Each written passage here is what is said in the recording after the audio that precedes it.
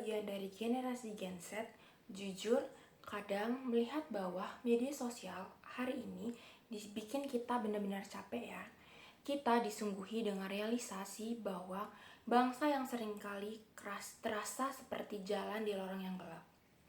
Kebijakan ini yang dipertanyakan, polarisasi, sampai ketidakadilan yang makin hari makin dianggap biasa saja.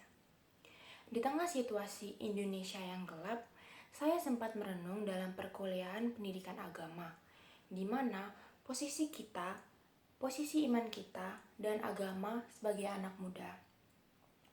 Apakah agama cuma jadi tempat pelarian doa di tengah malam, atau sebuah kompas untuk kita bergerak?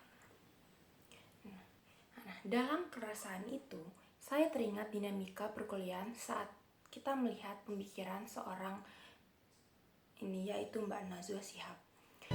Bukan keadilan jika hanya segelintir yang menikmati, sedangkan yang lain diperlakukan timpang sesuka hati.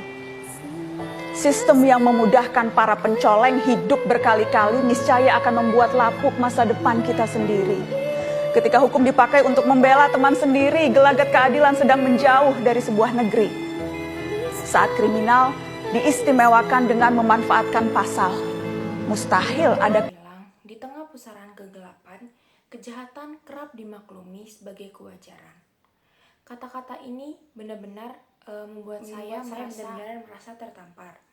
Karena beliau mengingatkan kalau berpolitik dan peduli pada bangsa itu pilihan yang harus diambil demi perubahan. Perubahan itu tidak datang secara tiba-tiba atau lewat di doa yang kita buat. Tetapi kita butuh suatu aksi yang nyata. We are the fire that will burn away the darkness. We are the storm that will sweep away injustice and bring prosperity. Now we must decide, will we drown in the darkness of despair or rise at the sun of hope? Dan gerakan ini bukan cuma milik kita. Ingat apa yang diteriakkan oleh Abhiska Raut, anak muda penantang kegelapan dari Nepal. Dia bilang, if we don't raise our voice, we will. We are the fire that will burn away the darkness. Jadi, nilai universal keagamaan mengajarkan kita untuk menjadi api, penolak kegelapan, penolak ketidakadilan. Bukankah bersuara di tengah Indonesia yang lagi gelap itu menakutkan? Nah, di sini saya berdialog dengan pemikiran Mas Ferry Irwandi di dalam salah satu esai video.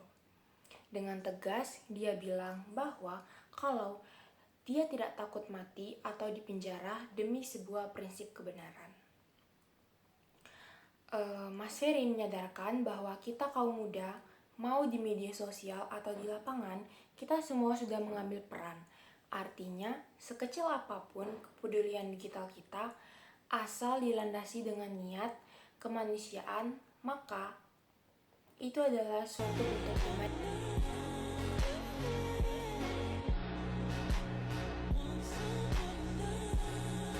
Banget sama perjalanan fictional Sancaka Film Gundala.